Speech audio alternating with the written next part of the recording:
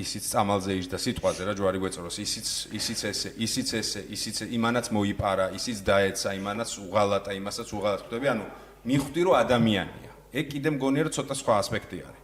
ანუ აი ხო მოტივაციის თორები რო არის რა. ანუ აი რაღაცა პერსონალური ბიოგრაფია ტიპის, რომელიც აი რო წაიკითხავ და აი მაგრა ასე შენ თქვი რა დავეცი ავდექი პონტი. კონკრეტულად ქონია შენ ვინმე ყავს ეგეთი ვინც აი ეგეთი ინსპირაცია ყოფილა, რომ აი რაც არ უნდა მოხდეს, აი ეგეთი გზა მაქვს მეც ეგრე ავდგები, რამდენიც არ უნდა დავეც, ვინმე ყავს ეგეთი ტიპი?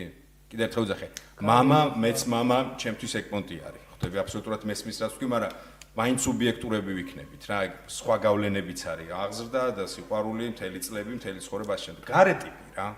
მაგრამ აი დრო ხედავ ხა რომ 10 ჯერ დაეცა და მაინც დგება ეგ სუპერ ბაზარი არ არის ბაზარი არა მაინც სუბიექტურია ძალიან იცი რატო იმ ტიპებზე თუ ლაპარაკობთ ვიზეთ შელაპარაკობ ის იმათვის ხომ მამები